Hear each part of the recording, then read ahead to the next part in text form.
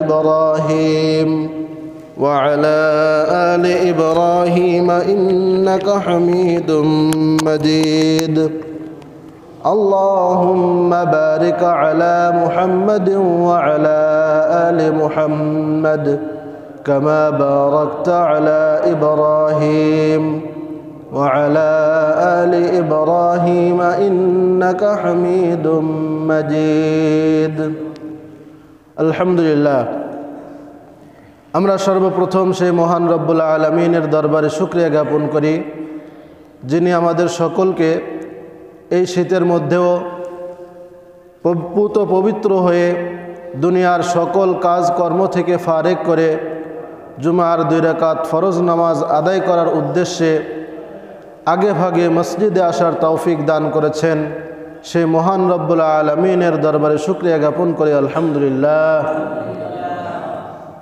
দুরুদ ও সালাম পেশ করি মানবতার মুক্তির দূত জনাবে রাসূলুল্লাহ সাল্লাল্লাহু আলাইহি ওয়াসাল্লামের উপর, যিনি কিয়ামতের কিছু পূর্ব লক্ষণ আমাদের জন্য বর্ণনা করে গিয়েছেন এবং আরদে মুকাদ্দাসা হিসেবে আল্লাহ রসুল তিনি শাম দেশ এবং সিরিয়াকে স্বীকৃতি দিয়েছেন। সকলে বলি সাল্লাল্লাহু আলাইহি ওয়াসাল্লাম। তো আল্লাহ তাআলা এই দুনিয়ার বুকে নির্দিষ্ট একটি সময় পর্যন্ত মানব জাতির হায়াত দিয়েছেন এবং নির্দিষ্ট সময় পর্যন্ত যেভাবে মানব জাতির হায়াত দিয়েছেন অনুরূপভাবে এই পৃথিবীরও একটি হায়াত রয়েছে, ঠিক কিনা? এই পৃথিবীও নির্দিষ্ট সময় পর্যন্ত থাকবে। এরপর আল্লাহ তাআলা হযরত ইসরাফিল আলাইহিস সালামের সিংগায় ফুৎকার দেওয়ার মাধ্যমে এই পৃথিবীর সমাপ্তি ঘোষণা করবেন, এই পৃথিবী শেষ হয়ে যাবে। তো আসলে পৃথিবী যখন শেষ হবে সেই দিনটাকে আমরা কোরআন এবং সুন্নাহর ভাষায় সেটাকে কিয়ামত হিসেবে জানি, ইয়াউমুদ্দিন হিসেবে জানি, সাআহ হিসেবে জানি, ঠিক কিনা? তো এই কিয়ামত কবে হবে এই ব্যাপারে আল্লাহ রসুল তিনি সুস্পষ্টভাবে হাদিস শরীফে বর্ণনা দেন নাই, আল্লাহ তাআলাও কোরআনে কারীমের মধ্যে তিনি বর্ণনা দেন নাই, বরং কিছু আলামত এবং নিদর্শন তিনি বর্ণনা করে গিয়েছেন, যেগুলোর মাধ্যমে আমরা বুঝতে পারবো যে আসলে কিয়ামত এটা কবে হবে এবং কতটা নিকটবর্তী কিয়ামত হয়েছে। ওই সকল আলামতের এবং নিদর্শনের দিকে লক্ষ্য করলে আমরা বুঝতে পারবো।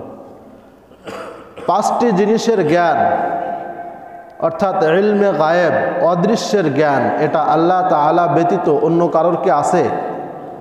অনেকে বিশ্বাস করেন যে রাসূল তিনি গায়েব জানতেন, নাউযু বিল্লাহি মিন যালিক।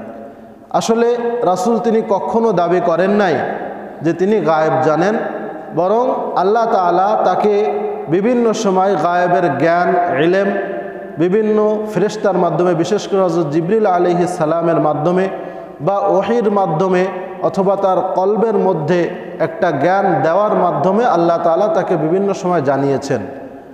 কিন্তু আসলেই পুরা বিশ্বের সকল অদৃশ্যের জ্ঞান এটা একমাত্র একজনের হাতে। চিল্লায় বলেন তিনি কে? আল্লাহ তাআলা পবিত্র কালামুল্লাহর মধ্যে বলেন, ওয়াইনদাহু ইলমুস সাআহ, আল্লাহ তাআলার নিকট কিয়ামতের জ্ঞান রয়েছে, অদৃশ্যের জ্ঞান রয়েছে এবং কিয়ামত কবে হবে এই বিষয়ে একজনের কাছে জ্ঞান রয়েছে। চিল্লাই বলতে হবে তিনি কে? ওয়াইনদাহু ইলমুস সাআহ ওয়া ইউনাজ্জিলুল গায়থ ওয়া ইয়া'লামু মা ফিল আরহাম وما تدري نفس ماذا تكسب غدا وما تدري نفس بأي أرض تموت إن الله عليم خبير। 5টি অদৃশ্যের জ্ঞান আল্লাহ তাআলার নিকট রয়েছে। তার মধ্যে প্রথম হলো ইনদাহু ইলমুস সাআহ, কিয়ামত দিবস কবে হবে এ বিষয়ের জ্ঞান আল্লাহ তাআলার নিকট রয়েছে।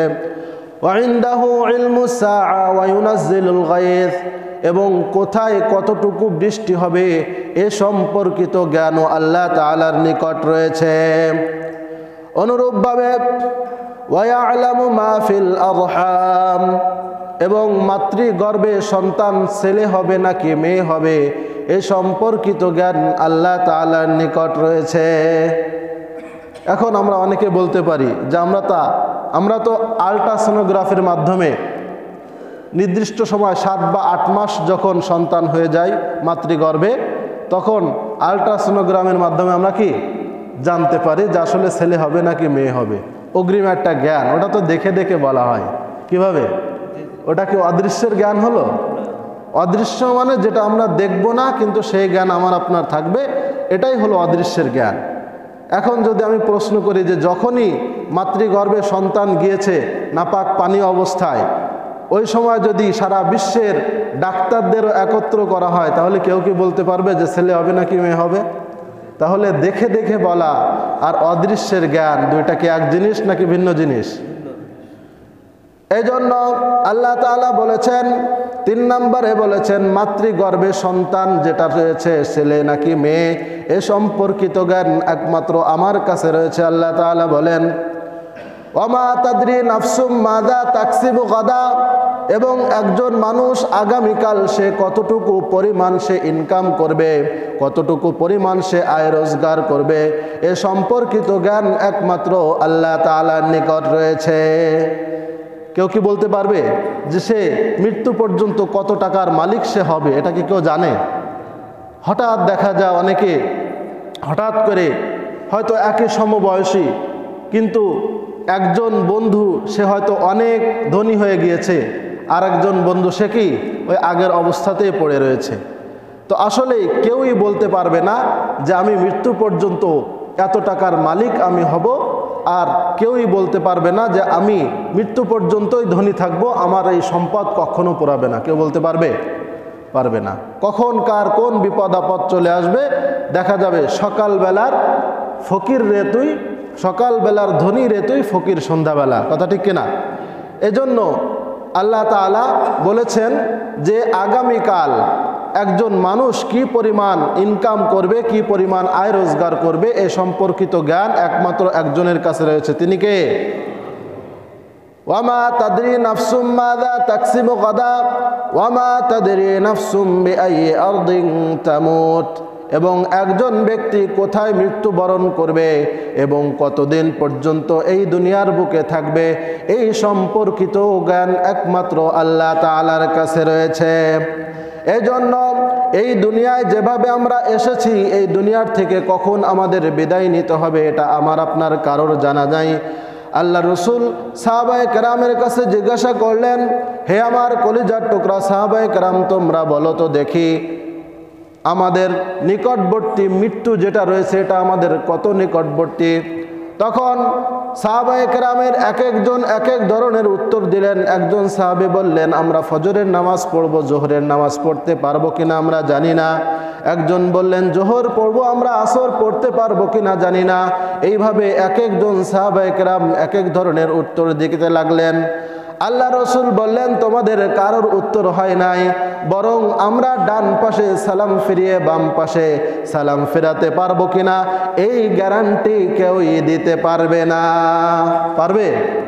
কেউ কি এখানে বলতে পারবে যে আমি এখনো 1 বছর পর্যন্ত এই দুনিয়ার বুকে থাকবো? 1 বছর কেন, এই মসজিদ থেকে নামাজ পড়ে বের হয়ে যেতে পারবো কিনা এটার কোনো গ্যারান্টি আছে? নাই। তো এই জন্য এই 5টি অদৃশ্যের জ্ঞান আল্লাহ তাআলার নিকট রয়েছে। এজন্য আল্লাহ তাআলা ব্যতীত কোনো মানুষ, এমনকি আল্লাহ তাআলার পর সব থেকে যিনি মর্যাদাশীল রাসূলুল্লাহ সাল্লাল্লাহু আলাইহি ওয়াসাল্লামেরও অদৃশ্যের জ্ঞান নাই, বরং আল্লাহ তাআলা তাকে যখন যতটুকু জানানো সমীচীন মনে করেছেন তখন তাকে ততটুকু জানিয়েছেন ফেরেশতার মাধ্যমে বা বিভিন্নভাবে ওহীর মাধ্যমে। এই বিশ্বাস আমার আপনার রাখতে হবে। তো কিয়ামত আসলে কবে হবে এটা আল্লাহ তাআলাও নির্দিষ্ট করে বলেন নাই, শুধুমাত্র এতটুকু বলেছেন যে আল্লাহ তাআলার নিকট কিয়ামত কবে হবে এই জ্ঞান রয়েছে, কিন্তু আসলেই দিন তারিখ নির্ধারণ করে আল্লাহ তাআলা বলেন নাই। কিন্তু রাসূলুল্লাহ সাল্লাল্লাহু আলাইহি ওয়াসাল্লাম তিনি হাদিস শরীফের মধ্যে আল্লাহ তাআলার পক্ষ থেকে প্রাপ্ত ইলম অনুযায়ী তিনি কিছু দিক নির্দেশনা বা কিছু আলামত, কিছু নিদর্শন তিনি বর্ণনা করে গিয়েছেন। আল্লাহ রসুল যে কথাগুলা এই দুনিয়ার বুকে থাকা অবস্থায় বলেছেন, ওই কথাগুলা কি তার নিজের কথা? আমরাও যে বয়ানগুলা করি কোরআন এবং সুন্নাহ থেকে, এগুলাকে আমরা বাসার থেকে নিয়ে আসছি? নিজের থেকে কিছু বলি না। আল্লাহ তাআলা সূরা নাজমের মধ্যে রাসূল যে নিজের থেকে কোনো কথা বলতেন না সম্পর্কে বলেন, আল্লাহ রাসূল সম্পর্কে আল্লাহ তাআলা বলেন, ইন হুয়া ইল্লা ওয়াহিয়ুন ইউহা। তোমাদের রাসূল তোমাদের যে সকল কথা তোমাদের জন্য বর্ণনা করেন, যে সকল হাদিস বর্ণনা করেন, এইগুলা রাসূলের নিজের কথা না।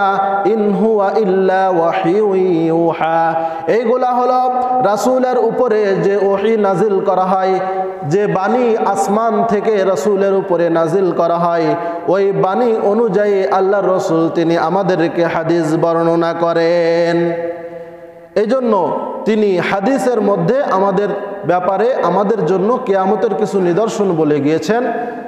তার মধ্যে অন্যতম একটি নিদর্শন হলো যে বর্তমান যে সিরিয়া সম্পর্কে আমরা সকলেই জানি, গত 8 তারিখে সিরিয়া সেটা দীর্ঘদিনের গৃহযুদ্ধের অবসান হয়েছে, নতুনভাবে স্বাধীন হয়েছে বলা যায়, ঠিক না?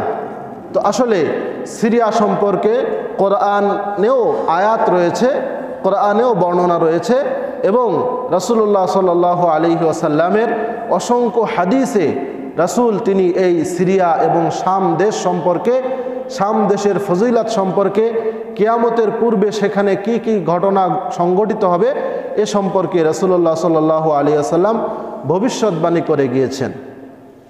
তো আসলে হাদিসে যে শাম দেশ বলা হয়েছে, এই শাম দেশ আসলে বর্তমানে যে সিরিয়া, শুধুমাত্র সিরিয়া দেশ না, বরং ওর পাশে ফিলিস্তিন রয়েছে না, ফিলিস্তিন, লেবানন, জর্ডান এবং বর্তমান যে সিরিয়া, এই 4টা দেশ মিলে হলো আল্লাহ রসুলের হাদিসের যে শাম বলা হয়েছে বিভিন্ন হাদিসে, ওই শাম হলো এই 4টা দেশের সমষ্টি। তো পরবর্তীতে যেভাবে আমাদের ভারতীয় উপমহাদেশ এতগুলা যে দেশ রয়েছে, ভারত, পাকিস্তান, নেপাল, ভুটান, শ্রীলঙ্কা, এগুলাকে আসলে ছিল বাংলাদেশ, আগে কি ছিল ভারতীয় উপমহাদেশ, যেগুলোকে হাদিসের পরিভাষায় আল্লাহ রসুল বলেছেন হিন্দ, গজওয়াতুল হিন্দ আল্লাহ রসুল বলেছেন। তো এই হিন্দুস্তান যেভাবে এক ছিল, অনেক বড় একটি রাষ্ট্র ছিল, পরবর্তীতে বিভিন্ন কারণে ভেঙ্গে ভেঙ্গে অনেকগুলা দেশ হয়েছে। অনুরূপভাবে সিরিয়া যেটা শাম, পূর্বে একটাই দেশ ছিল আল্লাহ রসুলের জামানায়, পরবর্তীতে 4টা দেশ হয়েছে। কয়টা? 4টা। কি কি? লেবানন, জর্ডান, ফিলিস্তিন এবং সিরিয়া, এই 4টা দেশের সমষ্টি হলো কি আল্লাহ রসুলের জামানার শাম। তো শাম দেশ এটা নবীদের একটি পুণ্যভূমি, অসংখ্য নবীকে আল্লাহ তাআলা এই শাম দেশ, বর্তমান যে সিরিয়া, সেখানে আল্লাহ তাআলা প্রেরণ করেছেন। আল্লাহ তাআলা বলেন, ওয়ালিকুল্লি কওমিন হাদ, আমি প্রত্যেক সম্প্রদায়ের জন্য এক একজন করে পথ প্রদর্শনকারী এবং পথ প্রদর্শক আমি প্রত্যেকটা সম্প্রদায়ের জন্য আমি প্রেরণ করেছি। তাহলে বাংলাদেশেও নবী আসছিল কি না? ভারত উপমহাদেশেও নবী আসছিলেন। হযরত আদম আলাইহিস সালাম, শ্রীলঙ্কার যে আদম পাহাড় রয়েছে, সেখানে আদম আলাইহিস সালামের পায়ের ছাপ আছে কিনা, সেটা একটি পর্যটন কেন্দ্র হিসেবে রূপান্তরিত হয়েছে। তো আসলে প্রত্যেক দেশেই, প্রত্যেক সম্প্রদায়েই আল্লাহ তাআলা নবী পাঠিয়েছেন, রাসূল পাঠিয়েছেন। সবথেকে বেশি সংখ্যায় রাসূল পাঠিয়েছেন আল্লাহ তাআলা শাম দেশে। কোথায়? শাম দেশে, নবীদের পূর্ণভূমি বলা যায়। হযরত মূসা আলাইহিস সালাম